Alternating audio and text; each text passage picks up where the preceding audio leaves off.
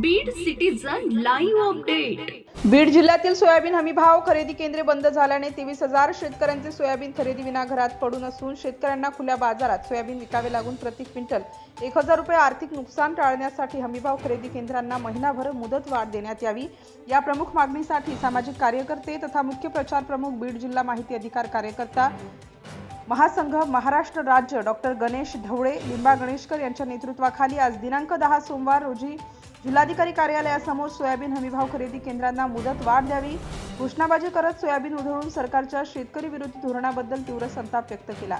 पाहुयात काय म्हणाले डॉक्टर गणेश ढवळे। सोयाबीन हमीभाव खरेदी केंद्रांना महिनाभर मुदतवाढ मिळालीच पाहिजे। सोयाबीन हमीभाव खरेदी केंद्रांना महिनाभर मुदतवाढ मिळालीच पाहिजे। सोयाबीन हमीभाव खरेदी केंद्रांना महिनाभर मुदतवाढ मिळालीच पाहिजे। सोयाबीन हमीभाव खरेदी केंद्रांना महिनाभर मुदतवाढ मिळालीच पाहिजे। सोयाबीन हमीभाव खरेदी केंद्रांना महिनाभर मुदतवाढ मिळालीच पाहिजे। सोयाबीन हमीभाव खरेदी केंद्रांना महिनाभर मुदतवाढ मिळालीच पाहिजे। सोयाबीन हमीभाव खरेदी केंद्रांना महिनाभर। जिल्ह्यातील तब्बल 44,000 शेतकऱ्यांनी नाफेडकडे नोंदणी केलेली आहे सोयाबीन विक्रीसाठी।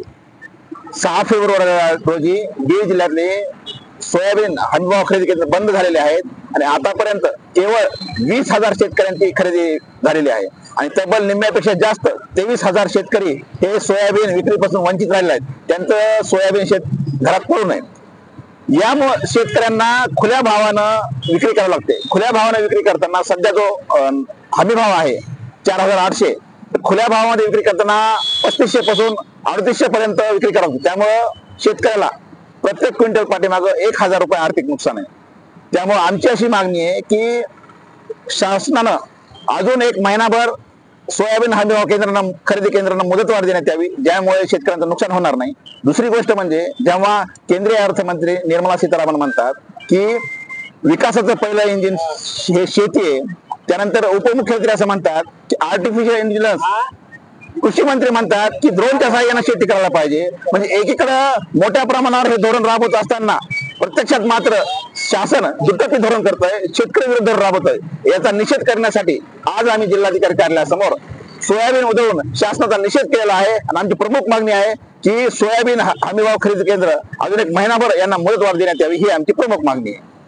बीड जिल्हाधिकारी कार्यालयासमोर सामाजिक कार्यकर्ते डॉक्टर गणेश ढवळे लिंबा गणेशकर यांच्यासह शेख युनुस रामनाथ खोड सुदाम तांदळे शिवशर्मा शेलार पांडुरंग हराडे अप्पासाहेब पवार बीड जिल्हाध्यक्ष इंटक रामधन जमाले बीड जिल्हा सचिव इंटक सखाराम बेंगडे आदींनी आंदोलन केले। निवासी उपजिल्हाधिकारी शिवकुमार स्वामी यांच्या मार्फत मुख्यमंत्री उपमुख्यमंत्री पणन मंत्री जयकुमार गोरे विभागीय आयुक्त छत्रपती संभाजीनगर यांना निवेदन देण्यात आले।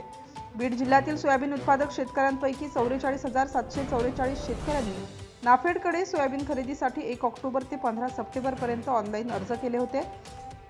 त्यानंतर 15 ऑक्टोबर 2024 पासून नाफेडच्या वतीने जिल्ह्यातील 30 केंद्रांवर 6 फेब्रुवारी 2025 पर्यंत जिल्ह्यातील 20,969 शेतकऱ्यांची 5,94,201 क्विंटल सोयाबीन खरेदी करून केंद्र बंद करण्यात आले। मात्र नोंदणी केलेले 23,775 शेतकरी वंचित राहिले असल्याने आजही त्यांच्या घरात सोयाबीन पडून आहे। शासनाने हमीभाव खरेदी केंद्र बंद केल्याने आता शेतकऱ्यांना हे सोयाबीन खुल्या बाजारात बेभावाने विकावे लागणार आहे।